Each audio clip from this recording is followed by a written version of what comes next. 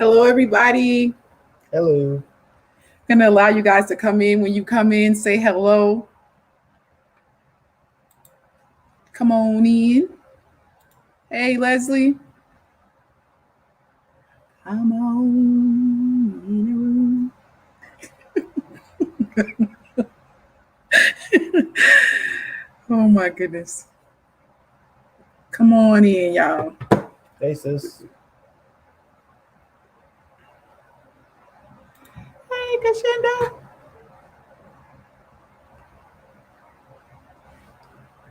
Come on in.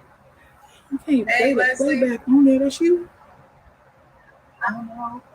I'm on. That's you. Come on. Hey, Tish.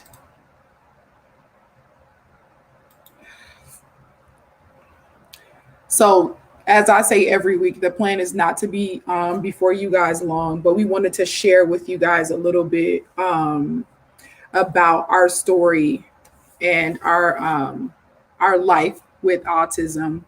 I know there were certain people that wanted to be a part of the discussion. So again, I'll give people the chance to chime in. So on tonight, you guys will probably hear our little people. Um, which is exactly what we're talking about is kids. So you probably hear them from time to time in the background, which is absolutely okay. They want their attention. They definitely do. Yes. So it looks like we have a good amount of people here. We're just gonna go ahead and get started, and we're gonna start by talking about our story and how we were introduced to autism. Do you want to start? Oh, you can start. Oh, thanks. So for me, autism, I was introduced to autism um, well before I had my second daughter. My nephew was diagnosed with autism. He was and during that time, my sister was not really accepting of the diagnosis or the reality of what was going on with him. However, with me being really attached to my nephew, I started to do research, and I wanted to really understand what it was that he had been diagnosed with and how I could help him, especially with my sister not really being acceptant of the diagnosis or earlier on. Mm-hmm. So that was my introduction with autism. Yeah, I met the same little guy. So that was pretty much my introduction. Um, I just noticed not really that he was different in any nature. He just likes to have different conversations. Um, but that was my introduction to autism on a small scale. It didn't really kind of affect me in a sense like our own kids until Marshall came along and you kind of started to know a little bit of differences because Marshall would have been my personally my third child. So, when you start to, unfairly or whatnot, you compare the other kids' progress to the kids you had before, you kind of start to wonder what's going on and, you know, you kind of start to self evaluate. Did you do anything or you're not doing enough as a parent to kind of help them, progress in things that they need to do? Like speaking was a big thing. And I think for me, one of the things that I always used to say is that me and my guys would always joke about, I need to get me a kid. Hopefully it's a son and he's a 6 footer, the athlete, the prototypical athlete. But, and that's what, the doctor told me Marshall would be. He said he's going to be a big kid. For those that know me, I'm an athlete, but I'm a short athlete. So to get one of those possibilities that you can kind of work with your son and he's going to be, the size that you would normally want for an athlete, you start to have this big picture of what things could be like. Um, the different things that you want to put him in, like basketball, football, baseball. And then as the story, progresses as far as him getting older and you realize, that may not be the reality. In some cases, that could be a little bit disheartening, but it's something that once you think about it, in a sense that, you know, we're not guaranteed a lot of different things in life, and you still have to count the blessings that you're given because he's still a blessing and he's amazed me in so many other ways. So, it's a little bit of a bigger impact when it's your kid. Yeah. Um, Same thing. Like I said, the introduction to autism was something that I had gotten from my nephew, but it was like Brandon said, it was a totally different setup when we. I think Marshall was like 2 when we realized that developmentally he was. There were a lot of things that he wasn't doing, so we were trying to figure out, okay, what's going on.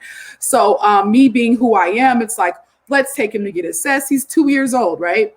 So and not getting that diagnosis then, it kind of, we did almost like a sigh of relief, until things began. They continue to decline, if you will. He wasn't talking. He was very sensory wise. He was really sensitive to a lot the environmental things. So once we took him to the pediatrician, we were able to get him referred and then assessed. It has been the most remarkable experience with Marshall. Marshall is brilliant, but a lot of the things that we as parents or we as individuals would say what is normal, he does not fit those that criteria, but he is absolutely amazing. He really blows our minds with his ability to really pick up things really quickly. But a lot of those social things, as some of the parents on here that I know, those social things he didn't really acquire quite quickly. Now he's speaking, and at a lot of times we want to tell him, okay, Marshall, that's enough.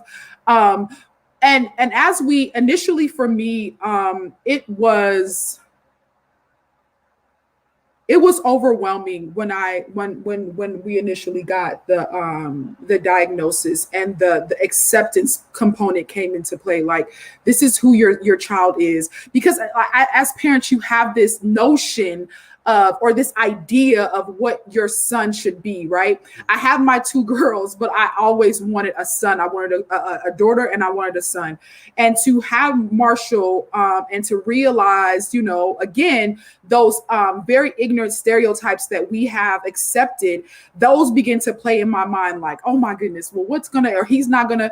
But what I began to realize is that he's exceeded far above what we thought in ways that we can't even imagine. Like, and when we start to accept and really see Marshall in the light that, as what we call quote unquote normal, we were able to really pair those same dreams and aspirations that we had for him, and he and he could still fit into those things just with us preparing him at home. So Marshall is now 4. So Marshall has been doing therapy for the last 2 years? Yeah, I would say about 2 years. And then here comes our 3-year-old Maddox. And Maddox is he's an interesting kid also. He's what we call our night owl, because he likes to he's just up all night, which is quite exhausting and a lot of work. But what I realized too, like after a little bit of reading, that the autism that he has, or the spectrum that he has, that can affect his sleeping. Yeah. That part is kind of like you kind of learning, like, I think it's ever evolving, and something as a parent that it really will test, your abilities in a lot of different ways. I think me being older, and this is, something that's happened at this age in my life, I think I've been more prepared than I probably would have been if this happened when I had my first kid or my second kid. Yeah. So these being my, 3rd and 4th child, I think I'm a little bit, not that I was prepared, but I think I'm a better equipped to handle some of the things that, moving forward, we're going to have to deal with. But it is like a perception thing for me. Yeah. Like for me, I wasn't devastated or anything like that about, the diagnostic, what do you call it?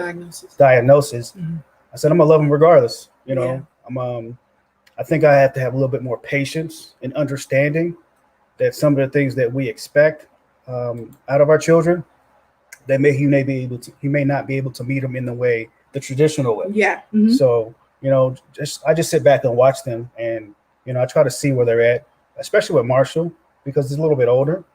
But Maddox is also different than Marshall. Marshall, I think he has the ability to maneuver a little bit more, um, and be more self-reliant. He's really independent in a sense.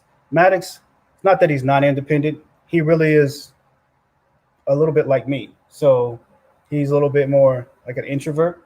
So he likes to be on his own, but he also likes his brother.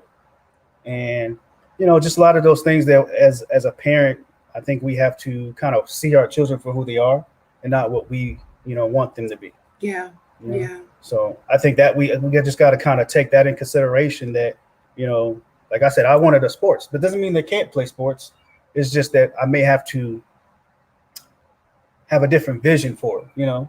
Maybe they have to wait a little bit older till they get a little older to do those things, or maybe we just have to go through a different avenue. Maybe they weren't intended to be sports, which is fine. Because I mean, if you guys know me, I don't got to drive you to the park. What? There we go. That's it's a little bit easier for me in that sense too. So, it's just I think for us, and I'll speak for me individually. I think for me when I read stuff about autism, and I think that's something that a lot of the other parents and us included should do more of, is just getting more educated on it. It can be a little disheartening, but that doesn't mean that's the story for your child. Mhm. You learn as much as you can, but you also have to learn your child and the things that your child is good at and things they need to work on. And it's a continuous, not necessarily fight, but that's something that you work on every day. Yeah. Yeah.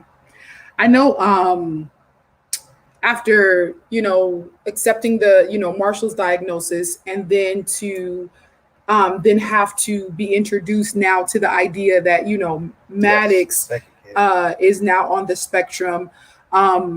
It was something that as a mom, and my moms, I'm sure you guys can attest to this. As a mom, you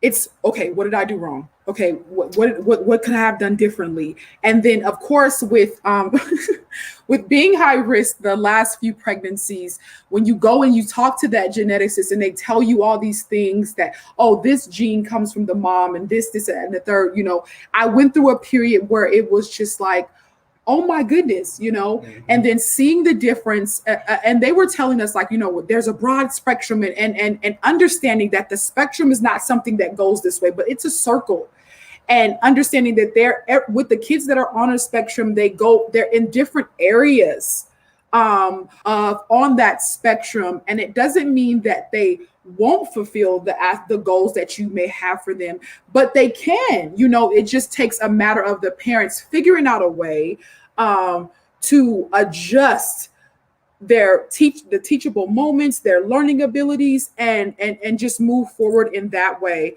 I'll say the difference between where we were and where we are now. I immediately kicked into, what can I learn, and what can I do, what can I bring into the home to make the environment better. And I just really overwhelmed myself to the point to where and even now, Brady will tell me all the time, I create an environment that's very unrealistic for the boys, and that's not how the world works outside of your home. So you need to begin to conceptualize and prepare them for the world outside of your home. Yeah. They're not going to be able to control the television or the environment that to suit the way that they want, in the real world. So you have to be able to teach them and equip them that way. And I think as parents, the biggest thing that really settled with me was every child is different, right? Yes, very much so. Yeah.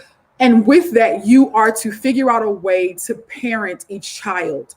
And that has ultimately been my focus. And many people, they see us and they think, oh gosh, you guys have a lot of kids. And it's like, yeah, we do. But we also have this going on, right? But it has been a beautiful surprise. And one thing that I want to say, and this is, Brandon and Brandon's family have been absolutely remarkable in their response and their acceptance of the boys. It's really amazing. Like Brandon's mom, and I'm trying to say this without crying, but Brandon's sister is really, really amazing when it comes down to Marshall and Maddox. Like she has a way of very calmly, which I am not, and very welcomely embracing the boys and really reassuring me and Brandon often of it's going to be fine. Don't worry about it. Yeah, versus what our typical family responses would have been. So I really I am blessed in that area, in that I have that other side, or the external family that is really supportive. Yeah, in that. So where were you and where are you now? Because I know you were like, well, it don't matter. They can live with me their whole life. And I was like, oh, okay, they gonna live with us their whole life. All right. Yeah, I mean, that's where I'm at still. Because, when you start to read up on it, you realize in some situations, some certain kids, they don't have the ability to, kind of go off on their own and do their own thing. And then we become the empty nesters that some couples become. Yeah. You start to realize that these kids, they may have to live with you until you're gone. And you may have to, set in motion a plan that if something, we all leave at some point, happens, you have to set up a plan for whether, how they're going to be taken care of, or just set them up in a place where they will be able to function in society outside of us. Mm-hmm. But for me, yeah, they say, your kids should leave and, do their own thing at a certain point. But for me, they can live with me forever. They can live with me as long as they need to. Yeah. And when you, look at the situation with, I think so more so for me is Maddox, that I don't necessarily say concerns me, but the one I think about the most, because he's nonverbal at this point. Yeah. He hasn't really said anything, and he's 3 years old. Yeah. So I'm thinking, okay, is he going to be able to at least sign? Maybe we have to learn how to do sign language. We got a few basic signs, but and that's some things that you really have to work on and conceptualize. How do you communicate with this child that it may never be verbal? Mm-hmm. And he can tell you a lot of things of what he wants, but some things he can't communicate. Mm-hmm. He can't tell you I don't feel well. Yeah. That's some things you have to really know. And I think as a parent, you kind of try to say, okay, will there be anyone who has the patience that I may have, or the understanding that he's crying because, he's still at the level where he can't communicate that he's hungry or he's not feeling well. Right. So you have to pay attention. So I think where I'm trying to get to now is being okay with taking him out to different functions that we have, and understanding that my attention may need to be more focused on how is he doing than just letting him run around. Yeah. Yeah, because I'm the parent, just like I am at home. I let them do their thing. Once you're done and you're tired, and I'll clean up, and then I'll do the parent stuff. But I pretty much let them figure it out. Yeah. So I think that's where that support is for family, when you let them know. But I don't even know, to be honest with you, if everybody in the family knows. Like, I don't think it's like a big conversation that we have amongst my friends. I know I've probably told a few of my friends. Yeah. They don't care. Yeah. Honestly, they don't care. That's their, that's my son. That's somebody that, they love just as much as I do. So it doesn't care if they're autistic or that they don't speak, but they start to understand that, you can't harass him like you harass the other kids and say, hey, you're not going to talk to me? Because now they start to kind of look at them differently, not in a bad way, but I just need to approach these kids a little bit different. Yeah. Yeah. So I'm pretty much the same place I was when I first, started to realize it with Marshall and Maddox. It's just that, my love for them doesn't change. Yeah. My responsibility as a parent in its totality doesn't change. It actually probably becomes a bigger role, if that makes sense. Yeah. I know definitely for me, it with all of the control stuff that I have going on, it's trying to control the environment in efforts that it would, it would be conducive to them. And it's so funny because just a little while ago, the most recent situation is like, oh, so-and-so is having a birthday party. And I remember Brandon's cousin had a birthday party. And I know on the outside, it looks as if, it's just parents that are being very watchful of their kids. But it's not that. It's the reality is that we have to be like 10 times more on alert, because this one will just walk right into the pool, and this one won't really be able to communicate really what's going on. There's so many different risk factors that surrounds kids that have autism. They say in the reading that I did, some of the education, that they autistic kids will drown at a higher rate than normal kids. And when I read that, all I thought about was Maddox, because at the pool party, he would just continue just to walk like there was no water there, even though he doesn't like water. Like, he freaks out with water. And I think that's a lot of the things that I'm noticing too, like his sensory issues has a lot to do with his diagnosis. Yeah. He doesn't like loud noises, so he'll kind of cover his ears. But yeah, it's just some things that, with more education, you start to say, okay, you identify things, because the spectrum is so wide, they may not fit in a conventional, like, okay, this is what he is. He might have a little bit of this, a little bit of that. So, trying to learn your kid, I think, is important. Sorry to interrupt. No, it's fine. Like many people do, they see, oh my gosh, my child is autistic, he's not going to be able to do anything. And that's not the reality. Like he just said, the spectrum is very broad. And a lot of it is the social inappropriateness, or the nonverbal, or the communication. And it actually falls within 3 levels, 3 different tiers, if you will, with the autism. And again, one of my really good friends is on here. Her name is Katie, and she's really, really amazing, because she's a teacher, with implementing and different tools that she's given us to assist us in the beginning process. Because I remember going to dinner with them one night, with another couple, and we had expressed to her and her husband that, our son's not talking. And the way that we expressed it to them was very casual, but on the inside, I was like very anxious, like, what's happening? What should we do? And they very lovingly told us, like, listen, our son have the same things, and this is what you need to do, and this is how we've done things with him, and this is how. And I think also what's important, and what has been really, really a really big thing for us, is the community, and finding people to support us. And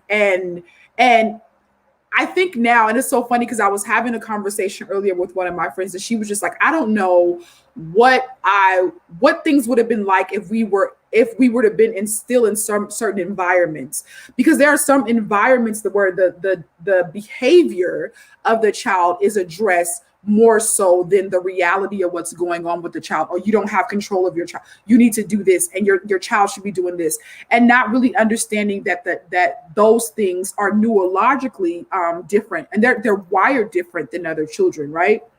So how has you kind of answered this already, but how has this situation affected you, if at all, as an individual? Like I said, it just I had to really change my perception of me personally, because it really has nothing to do with the kids, because with each kid, you really never know that kid's strengths and weaknesses until they get to certain, milestones, I would say. Yeah. Like when your kid is supposed to walk, and when your kid should be talking, then you want to do more things. Like the biggest thing for me right now is to hear Maddox say a word. Yeah. Like that probably would bring me to tears the first time I hear him say a word. So if I never hear him say a word, that doesn't mean I'm disappointed in him, but that means that my perception of what I expect of him just needs to change. Right. And I just got to kind of keep checking myself and pray about that thing, because that can turn into frustration. Yeah. And you don't want to turn that frustration into anger, and now you're treating the child a little bit different than you should. And I think a lot of things is, like, I used to think I was a really patient person. Come to find out, I'm not as patient as I thought. Yeah. Now, but with them kids, I think I am I have a lot of patience, and I think this is really testing my patience in a sense, because I just, like, right now, Marshall's 4 years old. What I know now that I didn't know with the older kids, when they could start sports. I know I talk a lot about sports, because a lot of sports can teach you a lot of life lessons. It can get you active and things of that nature. So that's why sports is a big thing for me. And that's what I went through as a child. you kind of mimic what you grew up doing. So Yeah. I grew up doing sports. So at 4 years old, he could be doing things, but now that he's 4 years old, but he is autistic, my perception is let me have some patience to let him mature to a level that I know if I tell him, hey, go hit that baseball, he can go hit that baseball. Because we just started playing catch. Yeah. Like I started playing catch with my older kids as soon as they could sit up by themselves. We were throwing the ball back and forth. So I think, my patience and just trusting that I am trying to do the right thing for them. And it's a daily thing, because I think I'll be lying if I said I didn't have my moments where I was exhausted, with the kids, with not being able to have a normal conversation with Marshall. Like Marshall, he speaks now, which because of his speech therapy, but I would like to have a conversation with him about how he's feeling, how is his day going, and him being able to reciprocate that conversation, because I really want to see what he's feeling, and you kind of have to not necessarily guess, but just based on experience and being around the kid, you can kind of gauge where he's at. Yeah, and you kind of have to. I know with Marshall, you kind of have to prompt him, and even the smallest things. A lot of times I know I overlooked so much of the small things, even with the girls. How I think how the recent diagnosis of Maddox along with Marshall has affected me is that it's just really created a different world for me in a positive way. Like it's really motivated me and really has pushed me to grow in ways that I hadn't before, right? Right. I'm always reading something, trying to learn something, creating an environment that is it's stimulating and it's provoking and really trying to get them to, figure out how they learn, because I think that was something that I had to do because of the issues that I had in school, right? I had to figure out a way to learn what everyone else was learning, but in my own way. So I think that's really remarkable. So how has the diagnosis affected us as a couple? I know for me, in the beginning, we were on opposite sides of it. I was the one that was like, oh my goodness, what are we going to do? What does this mean? What is this? And he was just like, well, it doesn't matter. That's all he would ever say. Like, it doesn't matter. It doesn't matter. He's going to be fine. We're just going to, and because of my, like I said, my panic, over the topness, it was like, I kicked into like a million miles an hour. Like what do we need to do? How to getting in touch with all of these different agencies and all that good stuff. But one thing I would be remiss if I didn't say is how my faith plays a part in this situation. And I will tell you, in the beginning, Marshall started out as saying nothing. He would just cry.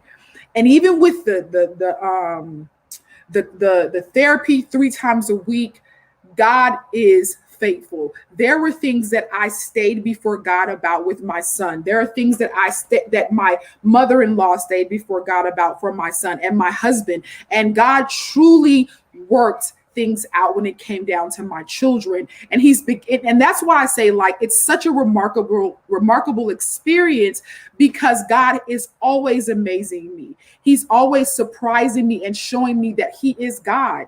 No matter the situation or what people may say or different diagnoses or labels that they may put on your children, God has the final say. So it's our job to very carefully handle the gifts that he's given us in our children, but God is ultimately in control. And there were times where, again, like Brandon, we talk about, I didn't know that part of the spectrum that my second oldest son is on, his sleep is interrupted. So there were times where I would be up with him in the middle of the night and literally all I could do was pray because I'm exhausted. The baby would be asleep and the 2 and 3-year-old are up rambling throughout the house. And it was just that reassurance that I had, that God would give me, that everything would be okay. So I'm grateful. I'm grateful for that. So what we're going to do at this point is we're going to talk a little bit about, because I know there are many people that will. you give me a chance to. Oh, I'm sorry. Go ahead. I'm sorry. My bad. My bad. Good. I just wanted to say this though, because yeah, I would my stance on it, which is still the stance today, is they're going to be fine. Um, God didn't give us these kids for no reason. Yeah. So I believe He understood that we can, you know, make it happen, right? But I think because of how you were, you're the reason why they are this far along. Because if it was up to me, why do they need therapy? You know, I'm still going to take care of him. We can teach him what we need to teach him at home, but I don't think I conceptualized what they needed in its totality. So, um, I think because of who you are as a person, you made those things happen for them. You got them into the speech therapy when he needed to get to it. And if they're not on their job, you're on them to say, hey, I need to get him in. Like you are with Maddox. You're trying to get him going to therapy. Because what I've read as well, the sooner you get them into those things, the better they are in the long run.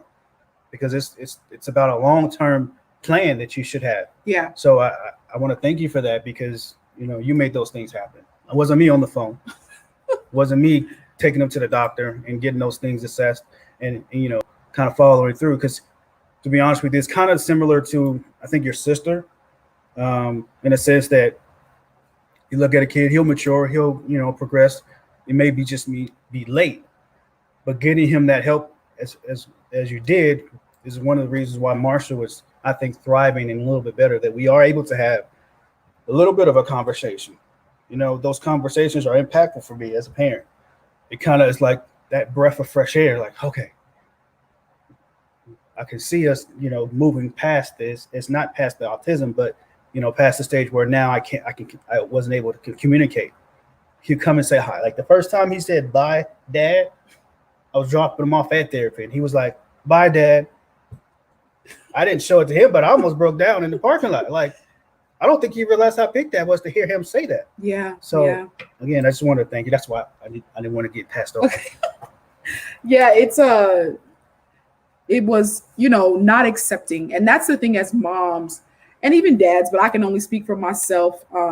As moms, you develop like this, almost like a resilient drive, like this pursuit that's not, my child won't be that. Right. My child won't stay there. He will be exactly who God told me he was going to be. Right. He will exceed all of our expectations, and that was the thing, but I had to pray about that, right? Because I figured the diagnosis was impactful, right? It's a blow because, anytime a mother gets pregnant and it's like you again, not to sound redundant, but you have all these aspirations and all these thoughts of your child. And to get that, a lot of times, it breaks people. And it will break you, if you allow it, especially with how different the kids are. And that's what's so remarkable is that both kids having the diagnosis, but they're so different. Mm-hmm. But really just pressing and relentlessly pursuing whatever opportunity that God presented to me to do, and walking through those doors, and that was so all glory to goes to God in that, but just continuing to be really aggressive about advocating for our kids, and that's another thing that I really want to encourage those of you that are the advocates for your kids that are on the spectrum or have any other type of social or developmental delays. You have to be constantly aggressively advocating for your kids, not in a way that's off-putting or disrespectful, but they will forget. There's so many kids, and even now, just having to constantly advocate for Maddox, it's a task, and it's one that I welcome, but it is exhausting, and one of the things that we read and that I share with Brandon is that a lot of times with parents that have children that are that are autistic, a lot of hours are lost for work. It's almost, I think they said $60,000 is what it is, a year, to take care of a child that has autism, and you have to really put that time in, and you have to educate yourself. You have to know what you're talking about when you go into these settings, but also understanding where your child is. Listening to what the professionals are saying to you, but also pairing that with, what you've learned and what you've acquired, and knowing your rights is so important. I want to, briefly go over the actual understanding autism was something that I found. And it says autism or autistic or the autism spectrum disorder are words to describe children who exhibit a wide variety of symptoms, including problems with communication and social interactions. Medical professionals and doctors sometimes give children with these problems a very negative outlook for health and success in life. They consider autism to be incurable. So with autism, it's not a death sentence. Even with the kids that are different on the spectrum, there are still ways that they can go through life. It will be different for some, and it won't for others. Like we said earlier, we have a son that's that maneuvers through life a lot easier than the other. But it's just a matter of preparing your kids and learning how that child learns. Like one thing that I think is important is that, with certain diagnoses, you can look at the child and you can say, okay, this child may have some, a disorder or whatnot. But with autism, you can't really look at the child and say, hey, oh, he has autism. So I know a lot of times when people, see kids and they don't realize that they're socially awkward for a reason, like Marshall, when you take him into the store now, because he's speaking and he's really getting used to speaking, like he just says hi to everyone. And you'll see some people say hi back to him, and you'll see people that just ignore him. And he's like, hi. And I think as a parent, that's when you probably in some cases go into protective mode. Like, he just said hi to you. How you rude to a 4-year-old? Like, you could have killed his spirit in a sense that you didn't say hi back to him. Yeah. So I think that is important, that we have to, have support in the sense that we have safe places to take the kids where you don't feel like they're going to be, looked upon in a different situation. Because I also read too that a lot of autistic kids are bullied in school. Yeah. Because they are different, Mm-hmm. But I've spoken to different people. Like, I work with a lady who has an autistic son, and just some of the stories before I even had my own kid that was autistic. Just going back and kind of listening and remembering some of the things that she told me are helpful today. And I don't even think she realizes that, but I think it's important that we kind of keep that in our minds. I just wanted to say that. Yeah. But I agree. With this comment, I definitely mourned who I thought my child was supposed to be when she got her diagnosis. And that's such a powerful statement. It's so true, because it really goes back to those ideas that we had of our children, right? So that's definitely a time that I went through. And like I said, most of the time with me, when things happen, and this is so funny because one of my mentors pointed this out, I kick into like this let's fix it mode, right? So that's where all of the studying, the learning, the let's do this and let's get it, because it was that anxiety component that wanted to fix it. Let's normalize what the diagnosis was. Let's try to figure out how to make him normal. And that's another word that I really had to take out of my vocabulary when I spoke about my kids and others' kids. It's a very stereotypic word, normal. Yeah. What's normal? Yeah. Right. You know what I mean? Even our kids that don't have the diagnosis, they're not normal at all. So that, that's one of the things that I really had to learn. But just kind of getting back to the educational part of it, like, there's some things that really help me with understanding autism, because again, for me, I have to understand the whole picture. And understanding the entire picture is what helps me to move forward in a thing. And it doesn't matter what it is for me. So understanding the genetic risk factors. So I don't really want to go into too much of the heavy stuff. I don't know if y'all can hear Marshall. But research, do your research. The more you know, the better you can advocate for your child. The better you can minimize a lot of what you could potentially hear happening right now. So our oldest son, who's 14, is who has our kids. And it's so funny because he's struggling so bad to maintain two boys, and we're only laughing because they're literally on the other side of this door. So let him do his thing. Yeah, as long as he ain't burning the house down, as long as he ain't hurting his brother, I really don't care. Let him do his thing. So as many people that know me know the difference between the personalities between me and Brandon. So I am incredibly anxious right now with what I'm hearing. But so just educating yourself on the diagnosis, educating yourself on your child, watching your children. Just because they have the diagnosis does not mean that all is lost. It actually, first for me, it prepared me because now I knew what to look for. I knew what to do. I knew what direction to go in.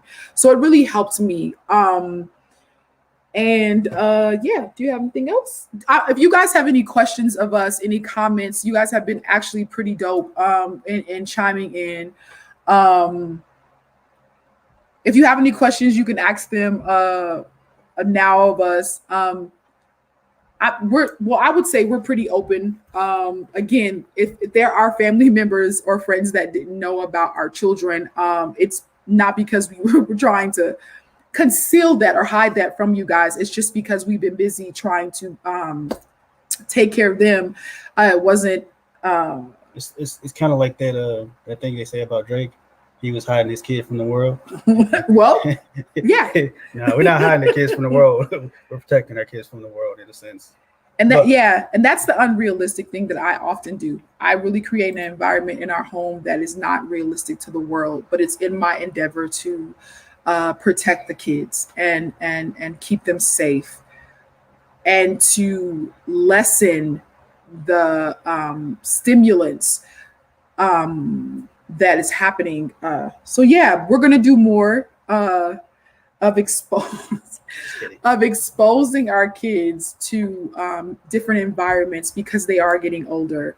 But yeah, like I mean, wanting to go to my friend's Joanne's house. She's like, they're gonna ruin his house. Yeah, and Joanne be like, just bring him through. Yeah, it's like.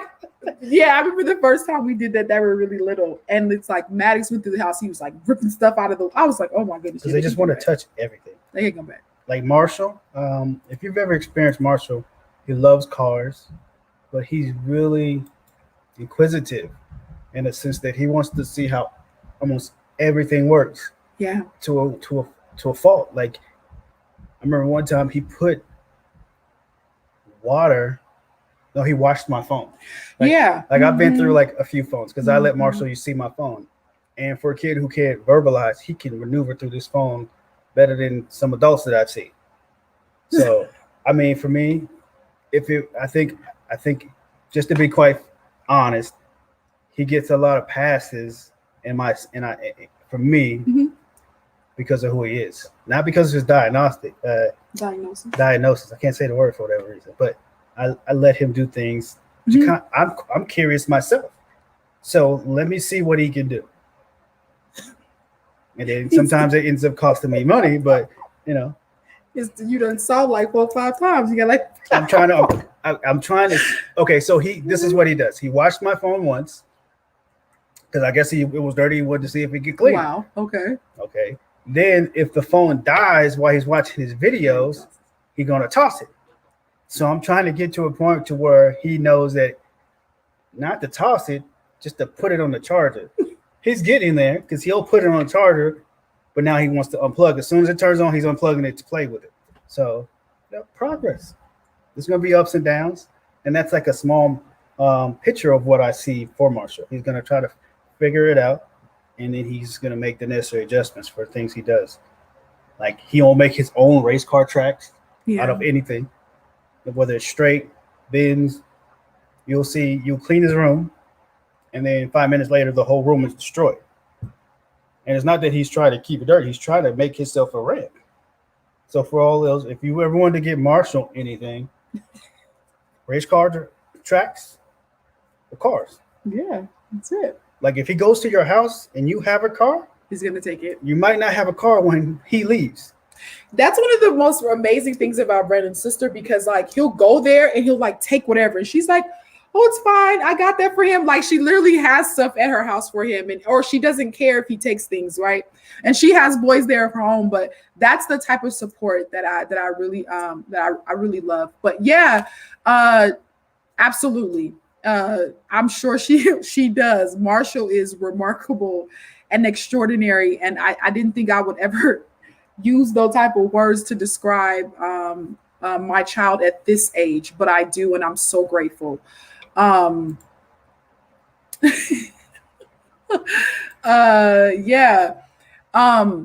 Again, I agree. Like what Jesse just said, and that it's so much information out there. Get educated. I had all of these stats to share with you guys today, but then I realized that I wanted the conversation to go from more of an organic place, and I am, really pleased with this conversation. I thank you guys for allowing us to share a very personable component of our lives. Thank you for joining me in this conversation today.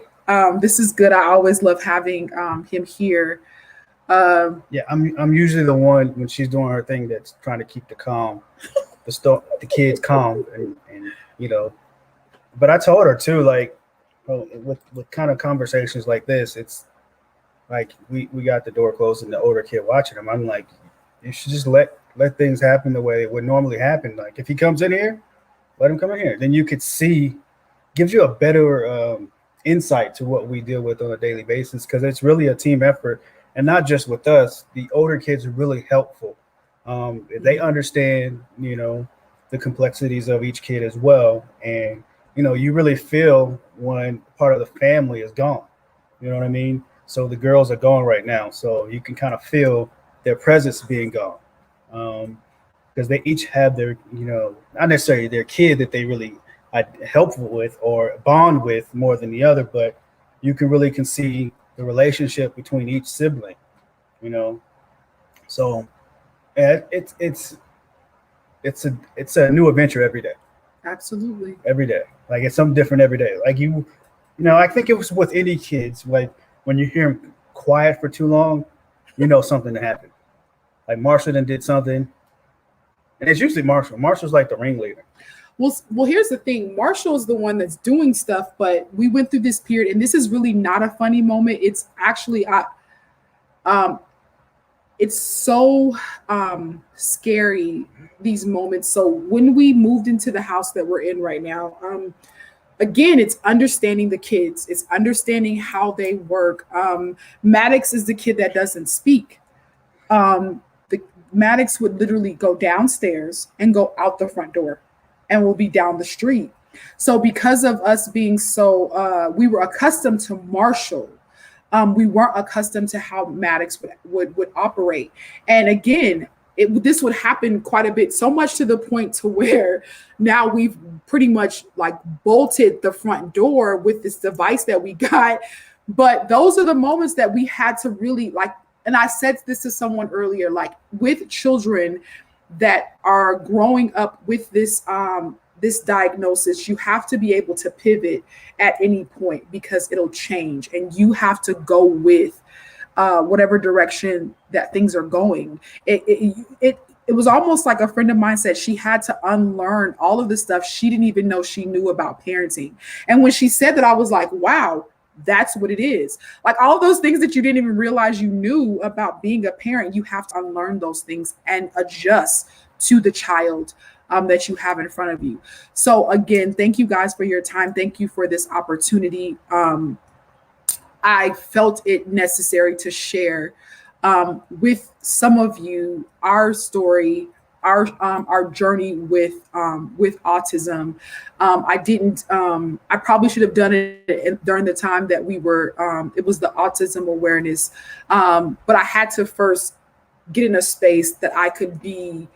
Um, I had to get in a good space with it to be able to share it with you guys in a way that was beneficial. Um, so yeah, I don't see any questions. Again, thank you guys for the comments. It's always encouraging because oftentimes in this type of setting, it's almost like we're talking to ourselves um, or we're talking to one another. So I'm grateful. Thank you guys. Enjoy the rest of your evening. Want to say goodbye? See you later, as my dad would say. As he say goodbye. Thank you guys. Take care.